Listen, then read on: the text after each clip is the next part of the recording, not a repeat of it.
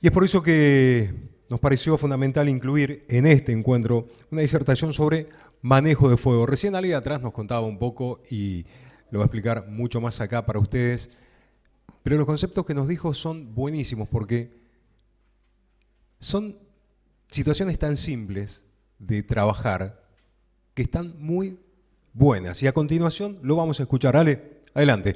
Alejandro Bodoira, le brindamos un aplauso, vino para hablar acerca de cómo manejar el fuego en esta Dirección de Recursos Forestales de Corrientes y en la coordinación del nuevo consorcio de manejo de fuego en la zona centro de Corrientes. Ale, adelante. Bueno, buenas tardes a todos. Tema complicado el tema de fuego, tema que a veces genera una grieta entre aquellos que pensamos que el fuego es una herramienta más en la actividad rural, en la actividad ganadera, forestal, y aquellos que piensan, hasta también en la parte de ecología, y ecológica y ambiental, y aquellos que piensan que no, que viene a generar un problema más.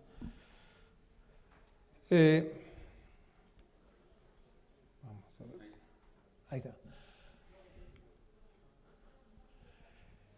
¿Qué es quemar mediante un fuego o el uso de fuego controlado? Es usar el fuego en un área delimitada, y el concepto de área delimitada es el que a veces genera que una quema que llamamos controlada al inicio, porque sabemos dónde empieza, porque sabemos dónde ponemos el fósforo, termina transformándose en un incendio o en una quema descontrolada, porque no sabemos dónde va a terminar. Entonces, delimitar el área que vamos a quemar es fundamental y es lo primero que debemos tener y debemos hacer, pero no el día que vamos a quemar. Esa técnica la tenemos que preparar muchas veces hasta meses antes, porque necesitamos que esa delimitación o cortafuego que nosotros llamamos técnicamente cumpla la función de cortar el avance del fuego.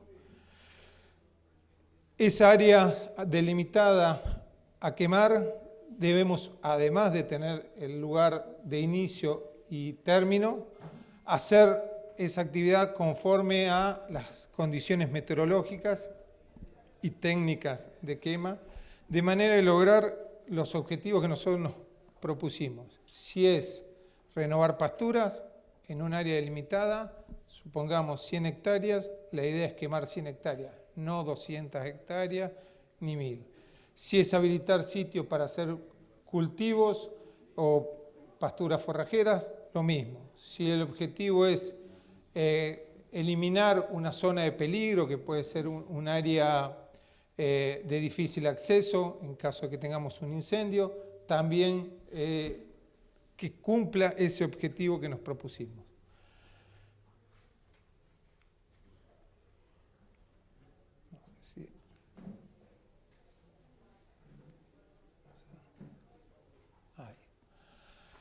Les decía, los propósitos que cumple nuestra quema pueden ser varios: reducción de combustible, generalmente en algunas zonas críticas o en algunas zonas donde no se puede implementar mecanización. Acá lo conocemos como bajos, bañados, zonas donde no pueden entrar implementos como tractores con rastra. Eso se va acumulando combustible.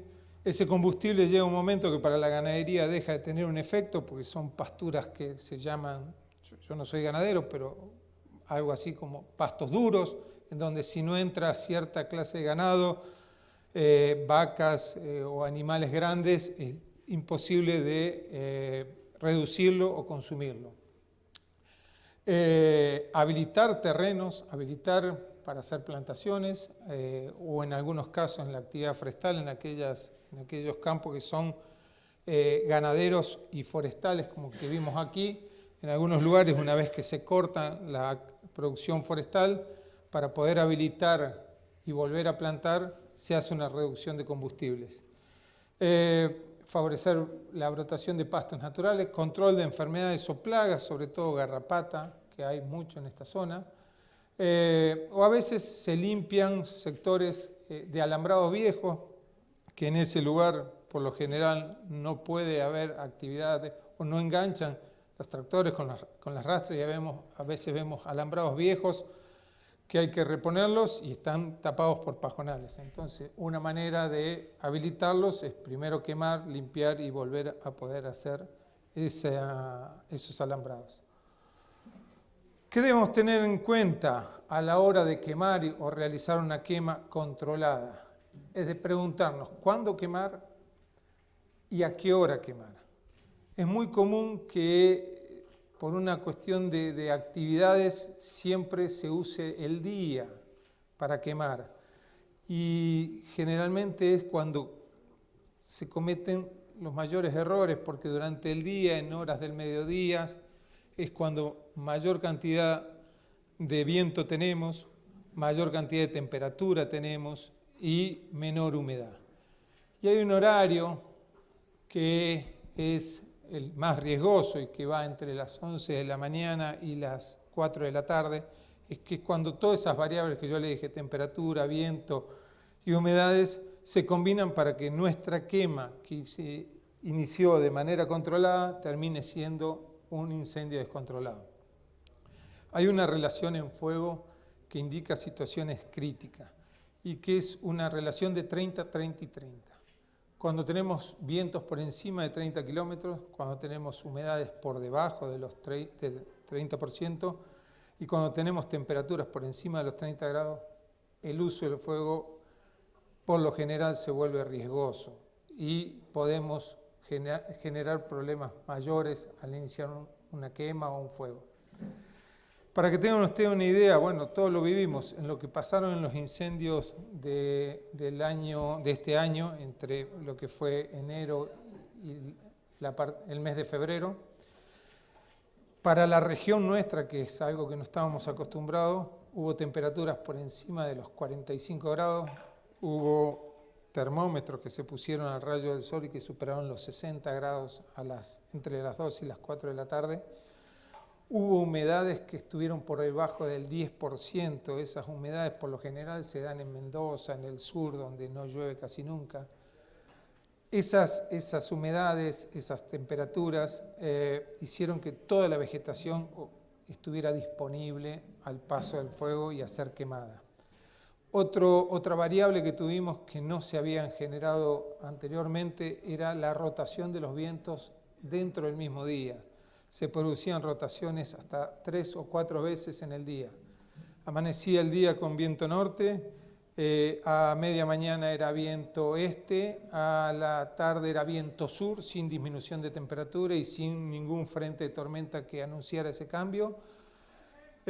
A media tarde era viento este otra vez y cerraba la noche o la tarde-noche con viento norte. Siempre estuvimos acostumbrados a que si en esta zona amanecía con viento norte y teníamos un incendio o queríamos realizar una quema, por lo general, salvo que viniera un frente de tormenta que hiciera una rotación de viento, el viento se iba a mantener.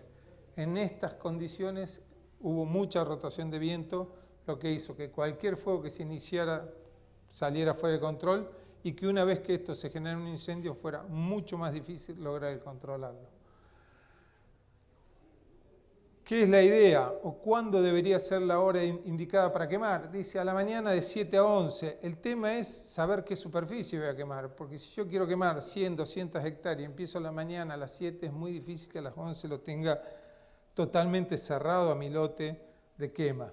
Y ya ahí empiezo a contar, teniendo fuego o lo que nosotros llamamos punto caliente, actividades todavía de calor, y entro a la tarde con toda esa actividad en mi campo.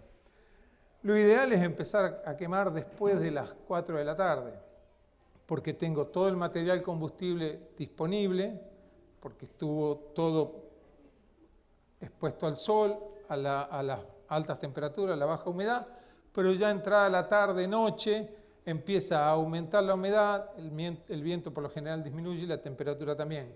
Con lo cual, si yo empiezo una quema a las 4 de la tarde, 5 de la tarde, y la termino a las 10, 11 de la noche, tengo toda la noche para que esa quema se enfríe, para que esos puntos de calor, esos restos de material que queda prendido, brasa que le llamamos nosotros, tengan toda la noche y la mañana del día siguiente hasta las 11 para enfriarse.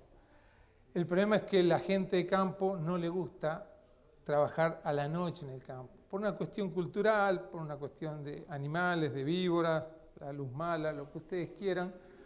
La gente prefiere quemar durante el día y a las 8 de la noche, 9, estar comiendo y ya acostándose a dormir. Entonces es una cuestión de cambiar el concepto de cómo hacerlo. Tener en cuenta los factores meteorológicos, ya lo dije. En los índices de riego, hay un índice que se publica diariamente, que lo calcula tanto la provincia de Misiones como la provincia de Corrientes, es el mismo índice porque se utiliza a nivel nacional, y que me va a indicar las probabilidades desde nulo a crítico de que mi fuego, una vez que se inicie, se transforme en un incendio.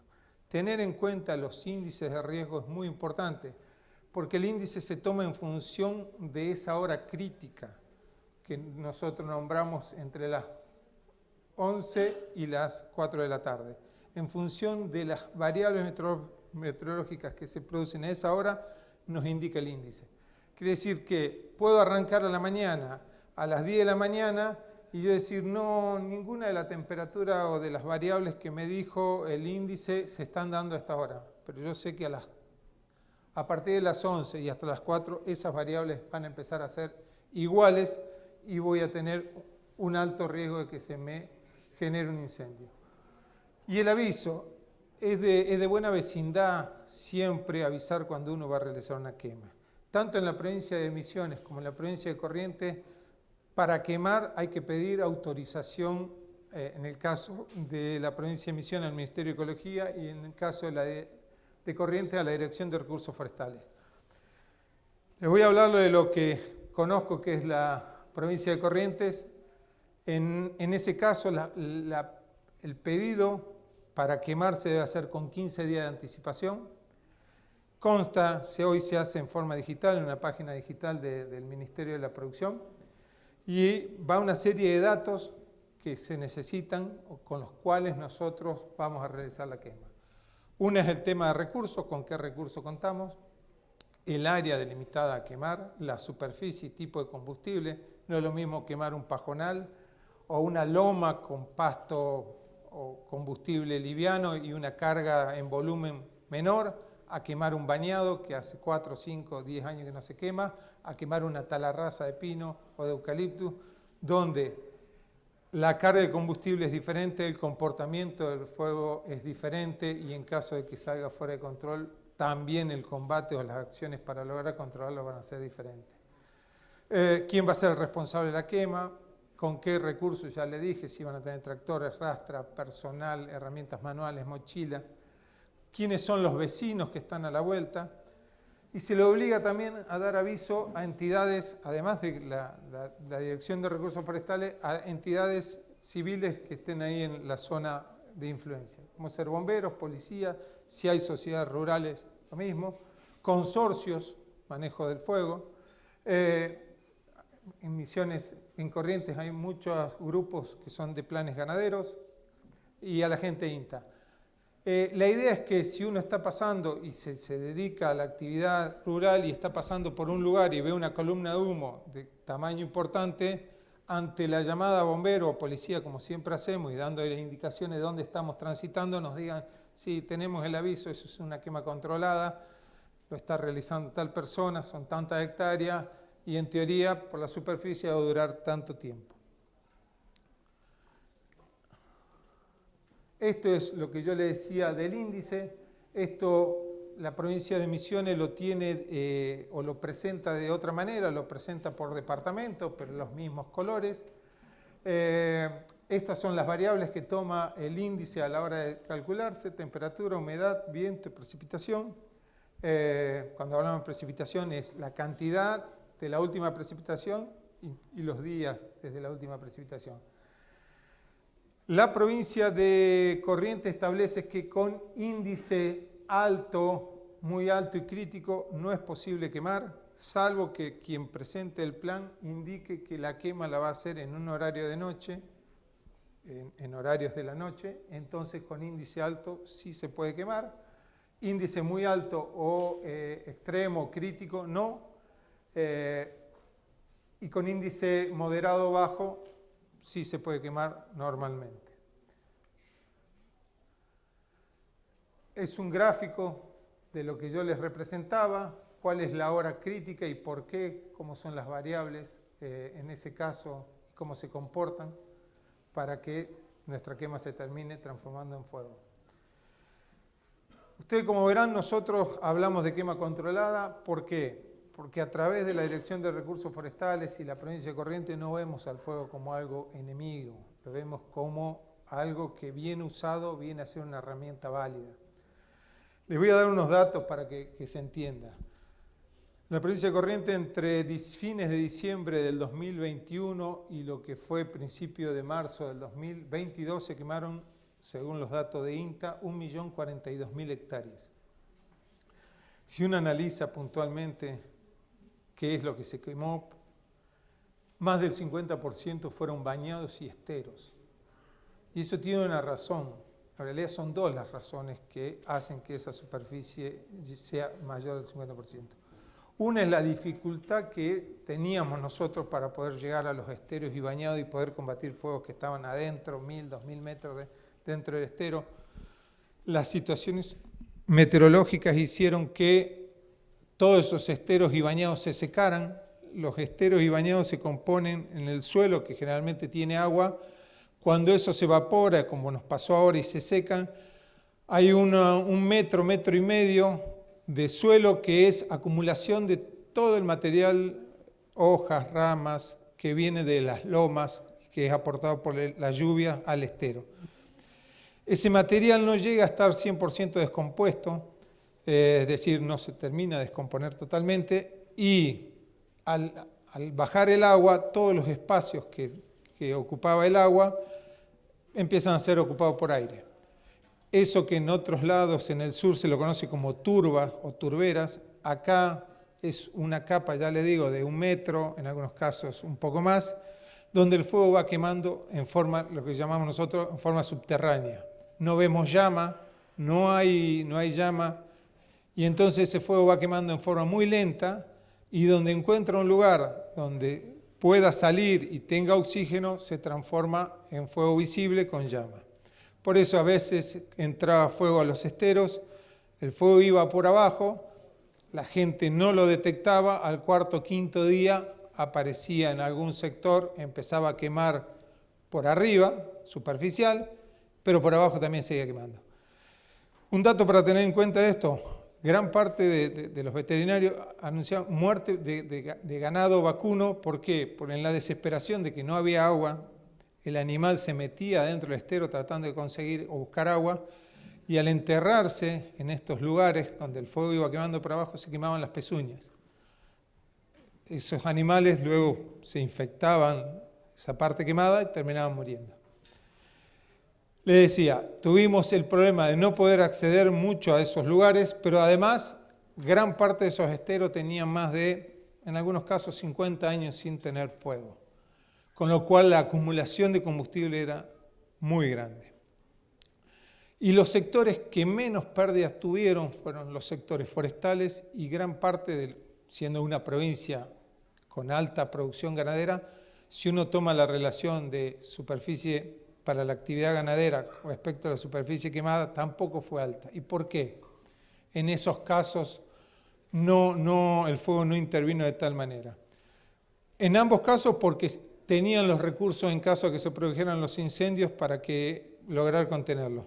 Pero además, Corrientes no se terminó quemando más, 2, 3 millones de hectáreas, porque las condiciones meteorológicas así lo podían haber permitido, porque hay algo que se viene haciendo hace cientos de años, y es la quema de campo. Gran parte de esas quemas, que muchos siempre ven como negativa, hicieron que esos fuegos en algunos lugares bajaran su intensidad porque había menos carga de combustible y se pudiera lograr combatir y controlarlos ahí, o en otros lugares directamente, al no estar disponible el combustible, pues se había quemado meses antes, no avanzaba el fuego. Entonces, el hecho de que se use mucho el fuego en Corrientes, en esta circunstancia terminó jugando un papel positivo para que ese 1.042.000 hectáreas terminar haciendo mucho más. Otro dato le voy a dar. En el año 2018 se produjeron situaciones similares en Chile. Y terminado el análisis de cuando pasaron los incendios, si alguno recuerda o puede buscar en Google, hubo un pueblo entero que se quemó, hubo más de 18 muertos entre bomberos y personal combatiendo incendios. Las causas que generaron esos incendios del 2018, donde se quemaron algo así como 600.000 hectáreas, fueron condiciones meteorológicas extremas, lo mismo que nos pasó a nosotros, y situaciones que no podemos controlar. Nosotros las condiciones meteorológicas no las podemos controlar. Mucha gente pasando a vivir desde las ciudades hacia los campos, con lo que ponían en riesgo su vida porque estaban en lo que nosotros llamamos fuego de interfase, que es entre el campo y la ciudad. Y el tercer dato es que ellos habían entrado en un programa, Chile había firmado un protocolo de no quema y ya llevaban 10 años con esa política. Entonces tenían en todos los lugares 10 años de acumulación de combustible, lo que hizo que una vez generados los incendios, que pueden ser por rayos, por causas humanas, que son las mayores, terminaron generando ese desastre. Después de lo que pasó en el 2018, la política de ellos fue volver a hacer quemas controladas, tratando de bajar la actividad de los combustibles. Es más, hay un campo por la ruta 114 que se llama Loma Alta y pertenece a una empresa forestal que tiene en el medio, está dividido en dos y tiene una reserva. Y ellos en esa reserva trabajan mucho con la Universidad de La Plata, la parte de ecología, por avistamiento de aves, otros tipos de trabajo que tienen. Y ellos tienen un sistema de quema como si fuera un tablero de ajedrez. Hay sectores o parcelas que queman un año, al año siguiente queman otra, no vuelven sobre la misma parcela, de tal manera que siempre tienen, o van rotando las quemas de tal manera que siempre tienen lugar para que la flora, la fauna sobre todo, aniden, y mientras ellos van haciendo toda la superficie, el pasto que empezaron a quemar al principio ya esté disponible para que vuelvan las aves a anidar. Pero además es una forma de bajar el tema de los combustibles. El problema que tienen nuestros bañados o nuestra zona acá es, primero, que no se puede tener acceso hasta el medio, y segundo es lo no uniforme que es el perímetro. Generalmente muchas veces se mete dentro de nuestros campos, vuelven a salir y es muy difícil poder hacer un combate de manera efectiva. Le decía, la forma de hacer una quema controlada, lo mejor es tener nuestros cortafuegos que van a delimitar nuestra zona a quemar, que pueden ser mecánicos, tractores con rastra, motoniveladora, manuales hechos con personal, sobre todo en esta zona donde no pueden entrar equipos pesados, y naturales, si es el borde de un arroyo o en algunos lugares hay una ruta o un camino, se puede tomar como cortafuegos. Otro dato, muchas veces hay gente que tiene actividad ganadera y me dice, tengo un bajo y no tengo forma de entrar con equipos pesados y tampoco tengo personal para hacer un cortafuego de 100 metros. ¿Qué mejor que eso? Una tropa de animales, hacerlo pasar 1, 2, 10 veces por ese lugar que es bajo, que está húmedo, van a dejar todo listo como para poder quemar. Muchas veces trabajando en los incendios, combatiendo en los bañados donde hay agua, que el fuego sí va por arriba, pero hay agua, se meten 10 operarios, uno al lado del otro, y van pisando el pasto y van metiéndolo debajo del agua, y es una forma de hacer cortafuego. Herramientas y alternativas hay. Tipos de cortafuego. Bueno, si ustedes ven los dos de arriba, cumplen la función por ancho y por ser suelo mineral, como se establece en los cortafuegos, es decir, no hay combustible, cumplen la función.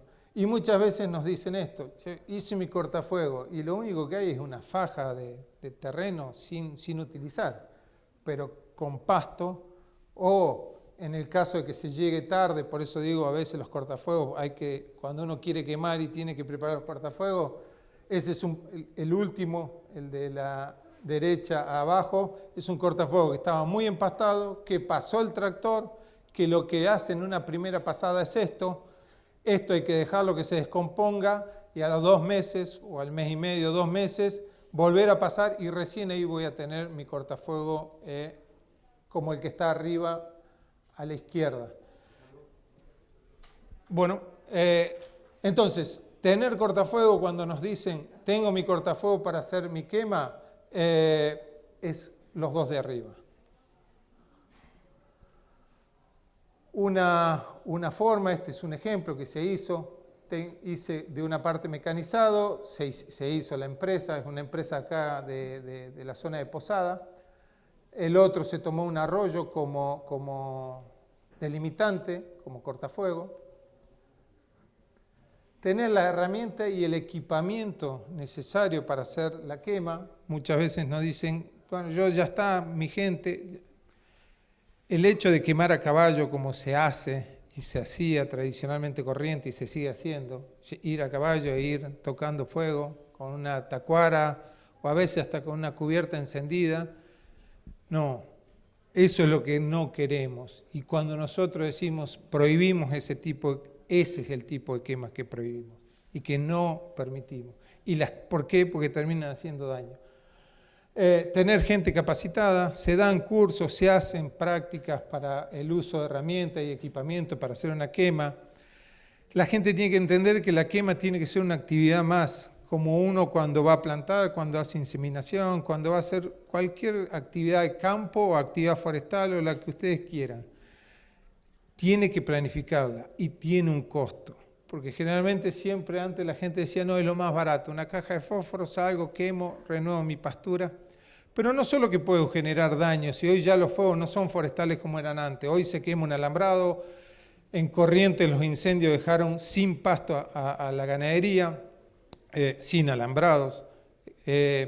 No solo que genera un riesgo, también genera un empobrecimiento de mis campos. Si yo quemo en una época y en condiciones que el fuego queme hasta la raíz de mis pasturas, entonces lo más probable es que al año siguiente tenga menos materia seca y menos kilos de carne. ¿Cómo hacer la ejecución? Hay distintas formas para empezar a quemar. Siempre se comienza en contra del viento, lo que son quemas en retroceso, porque el fuego avanza de manera mucho más lenta, como vemos aquí abajo. El fuego viene retrocediendo y luego lo que se hace es, una vez que ya el fuego va llegando a la mitad del campo, se va cerrando la quema de manera de que los fuegos se encuentren en la mitad de mi lote y ahí termine mi actividad. Las herramientas, arriba ustedes ven que la gente está con unos equipos para hacer quemas que se llaman pingafuego o mecheros, y que la ventaja que tienen es que uno puede hacer una línea continua de fuego y no andar quemando por partes, que hace que se me dificulte el manejo del mismo. Por último, una vez que termino de quemar, no es que ahí terminé, levanto todo mi equipo y me voy. De acuerdo al tipo de combustible que se esté quemando, hay que hacer guardia de ceniza. ¿Por qué? Porque el hecho de que no haya llama o que ya no veamos llama en el lugar donde quemamos no quiere decir que esté apagado el fuego, sino que va a haber partes calientes todavía, sobre todo en los bordes de mi perímetro a quemar, que ante el hecho de un viento o lo que sea, hagan que vuele ese resto encendido de combustible, pase al área no quemada y comience mi incendio. Las guardias de ceniza, ¿cuánto pueden durar? Dependiendo del combustible, pueden durar horas, si es pastizal, pajonal, con poca carga, o puede a veces durar hasta semanas si el combustible es más pesado. Esto es el formato que ya es digital de los permisos de quema. Esto es otro plan de quema de un campo en la zona centro de Corrientes. La idea era quemar la parte forestal, se había hecho talarraza. Al lado había una forestación, el resto eran todas pasturas. Se hicieron los cortafuegos de ambos lados del campo que quería quemar y del campo vecino. Se utilizó la herramienta adecuada para quemar, el personal capacitado. Se comenzó entrada a la tarde, se quemó durante casi toda la noche y el resultado del día siguiente fue una quema tranquila, segura, que logró el objetivo. No pasó al campo vecino, quemó, y fíjense que es una quema que tampoco fue fuerte, porque hubo sectores de pastizal que no los quemó, o sea, que esa también es la otra ventaja que buscamos con este tipo de quemas, que sean lo más fría posible para no dañar el suelo.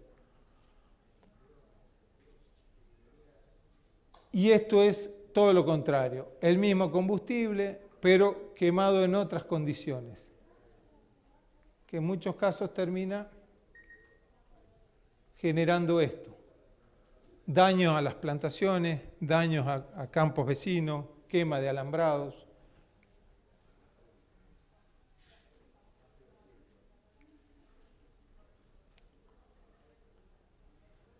Esto era muchas veces cuando llegamos a un lugar y quemó a alguien y te dice, no, pero yo prendí y estaba a 1000 metros del límite. ¿Yo qué me iba a imaginar a que iba a llegar? Si hay continuidad de combustible, el fuego va a ir y va a llegar y va a pasar. Para que tengan una idea, con esto cierro. Esta temporada que nos pasó, hubo fuegos que avanzaron el mismo fuego más de 40, 50 kilómetros. Hubo fuegos que se iniciaban, hay una quema que más de muchos habrán escuchado que afectó el paraje Galarza. Esa quema empezó fines de enero. Nunca se apagó.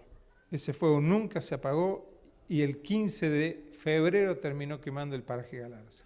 Fuego que anduvo libremente quemando combustible hasta llegar a lugares donde había forestaciones, o en este caso el paraje, y terminó quemándolo todo. Es decir, si no le ponemos un límite con cortafuego cuando nosotros queremos hacer una quema, si no lo hacemos de manera consciente, lo que vamos a terminar es quemando forestaciones, quemando campos vecinos, quemándonos nosotros. Había gente que pensaba, decía, anuncian una lluvia, entonces voy a prender hoy porque después llueve y ya rebrota el pasto. La lluvia nunca llegaba y ellos no se quedaban no solo sin pasto, sin animales, sin nada, porque no tenían ni siquiera pasto seco para comer y menos alambrado. Cerramos con esto. Todas quemas fuera de control son incendios, y cuando uno va por la ruta y mira, ustedes analicen esto, muchos van por la ruta y ven columnas de humo. Si no tienen todo lo que estuvimos viendo, son incendios. Por más que la persona le diga, no, son quemas controladas, son incendios. Son incendios que todavía no han salido de su campo, no han hecho daño o no han afectado otra situación, pero terminan siendo incendios. Termino con esto. Esperemos no tener otra temporada como esta, desde la parte que podamos aplicar nosotros los humanos. Vuelvo a decir, las variables meteorológicas no las podemos manejar y sí afectan y son parte del cambio climático que estamos viviendo. Gracias.